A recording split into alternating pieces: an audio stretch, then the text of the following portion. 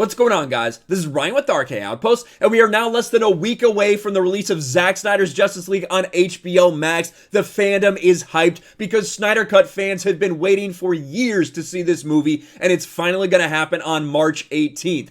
But for some reason, there's some people that are pretty bitter about it. There are people in the mainstream media that still do not want this to happen. We're going to talk about one of these people today, but it's not just this person in this Polygon article. It's many more of these blue check marks who are bitter about the fans getting what they want. They don't like Zack Snyder. They don't like his movies. They don't like the fans who want to see them. And that is what it's all about. Setting this narrative about a toxic fandom in order to try to say, we really shouldn't have any more of these movies. Now again, these people are motivated by different things. One is a hatred of Zack Snyder and the movies he makes. Two is despising fans. They do not want fans to get what they want. They think that fans are stupid, and they think that fans should just be force-fed things from the studio. And of course, three is this relationship that a lot of these people have with the studio involved. We know there are a lot of people at Warner Brothers that do not want this movie to happen and do not want it to be a success. It's not a surprise that a lot of these blue check marks who try to associate with these studios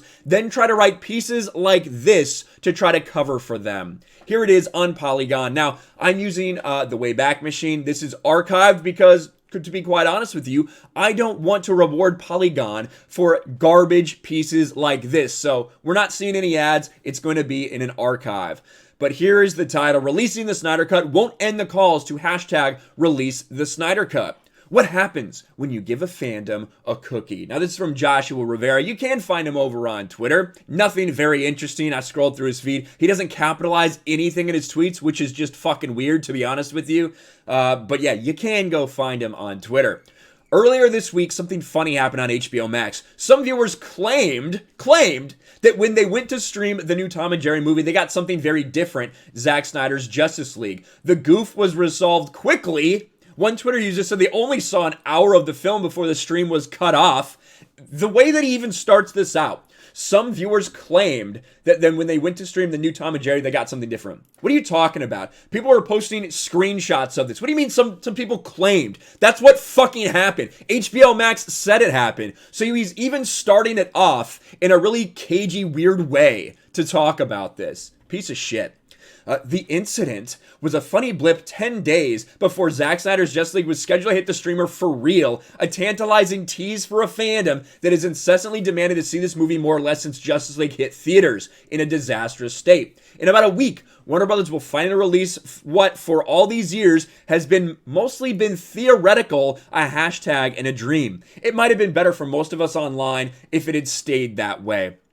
That is exactly the point and the narrative that he is going to try to set in this article. That it is not a good thing that the Snyder Cut is happening. It is not a good thing to give fans what they're asking for. For some reason, these elites, these weirdos in the media, these blue check marks, the people like this, they don't think fans are smart enough to know what they want. They think that fans are stupid. They think that fans are toxic. They think that fans are all of these things. They hold themselves to this high standard simply because you got hired to write for Polygon and you get a blue check mark. Well, sorry to tell you, that doesn't qualify you to tell anybody else what they deserve to have or not. And for the thousands of people out there who have been keeping this alive for years, believing in Zack Snyder, believing in the Snyder Cut, all of these things, it's happening whether you like it or not. And after that, there's going to be more calls for more Zack Snyder in the DCEU. That's the bottom line, and that is why he is upset. That's why he is writing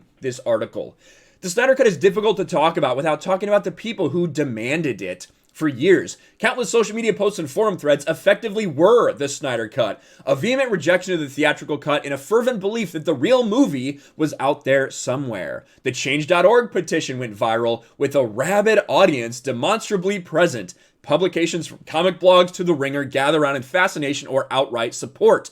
Any discussion about internet fandom is difficult. Is it really? The only reason it gets made difficult is because of people like you that hate fans. That is the problem. That's the problem in Hollywood. That's the problem in the media. That's the problem in entertainment, is a lot of these people hate fans. That's why it's a difficult conversation. It really shouldn't be. Because you know what he's going to say? He's going to say, of course, the majority of them are probably nice people, but there's a certain section of them that are toxic.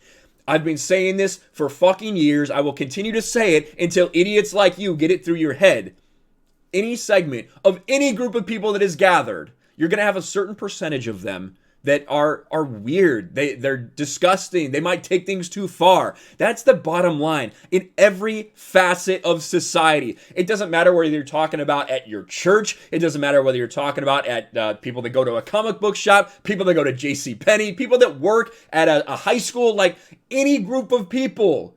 You are going to find a certain percentage of society, they just don't get it. They don't connect. They might have a disconnect. They might be quote unquote toxic to you, right? But that does not change the fact that this other entire group of the fan base, that 99.999% of them, is not that way. But they will continue to try to push this narrative. That is exactly what he's talking about right here. Even the phrase Snyder Cut is a bit of a misnomer, because while Zack Snyder has said on record he had an assembly cut he took with him and tinkered with after leaving Justice League, it wasn't a finished film. Nobody thought it was a finished film. You don't complete CGI, you don't complete all the scoring, you don't complete all of these things 8 months, 9 months before a movie is released. That's when you go into post-production to start getting these things done. Nobody actually thought that, but that is continually how you people try to portray it. Again, shady-ass article from a shady-ass bitch that writes for Polygon. Zack Snyder's Justice League is an unusually loaded release. It's a do-over on a film that killed Warner Brothers' initial plans for DCEU. The new version would arguably not exist if Warner did not have a new streaming platform it desperately wants to succeed. On one hand, it's a filmmaker's attempt to finish a work he had to abandon after a terrible personal tragedy. On the other, some reporting alleges the film still would not have gone smoothly had the fate been less cruel. Some reporting alleges. Yes, I'm sure it does, because as we see, this is your type of reporting, Polygon. This is your type of reporting, mainstream media, spinning everything to fit your narrative. The film's existence is a perceived victory for toxic fans, and it legitimizes online harassment. It's also a reward for fans of a more mundane stripe who just want more of the thing that they love. You don't put that first though, do you? You put a victory for toxic fans, and it legitimizes online harassment. This is an absolute hit piece on the Zack Snyder's Justice League fans. And do you know why? It's because they don't like this. They don't like the fact that Restore the Snyderverse is a thing right now. They don't like the fact that people are seeing this film, they're pre-screening it, they're coming out and like, holy shit, how did we not get this? I want to see more of this universe, this story continued forward to its logical conclusion. People want more Zack Snyder's DC universe when they get out of watching this movie. That's what we're seeing right now. And the media is afraid of that, because that would just mean that these fans continue to win, that these fans continue to be proven right and vindicated. And the mainstream media does not want that to happen. Yeah, those Snyder fans just don't know when to quit. Of course, then, all of these different things that have happened since then. People told us to quit. People told us we should stop. We didn't. And now here we are. Restore the Snyderverse. It's happening, right? The calls to have this happen are real, and they are loud, and they will continue past the release of this movie, assuming that everyone who's hyped for it, assuming that everyone that's followed along is gonna end up coming out of this movie thinking that it's as good as they thought it was the entire time. I know for me personally, I cannot wait to see this movie. I can't wait for the potential of restoring the Snyderverse if all goes well. But for that to happen, everyone, if you do want that to happen, you have to make your voice heard. You have to not listen to articles like this. You have to go out there and tell people exactly what you want, because that's how we got the Snyder Cut realized in the first place.